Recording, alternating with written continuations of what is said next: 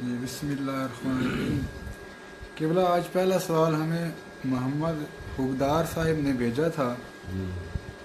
کہتے ہیں کہ زیارات اربعین کے لیے نجف سے کربلا پیدل جانے والے زائرین کرام کو آپ کیا پیغام اور نصیحت فرمائیں گے؟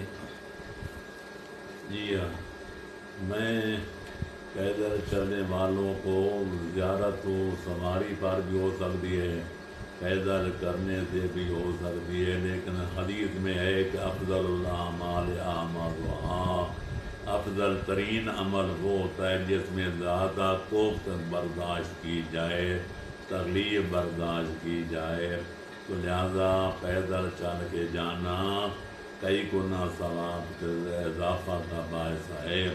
میں عرض کروں گا کہ زیارت کرنا مقصود ہو یا حج بیت اللہ کرنے کا ارادہ ہو، اصل مقصد کو سامنے رکھنا چاہیے۔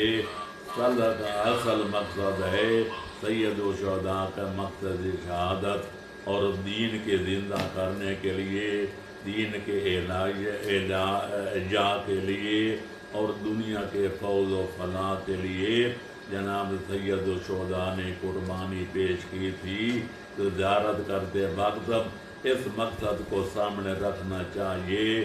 ہمارے قول سے، ہمارے فعل سے، ہمارے اخلاق و اطوار سے، سیرت و کردار سے سید الشہداء کے مقصد شہادت کی تکمیل مد نظر رکھنی چاہیے۔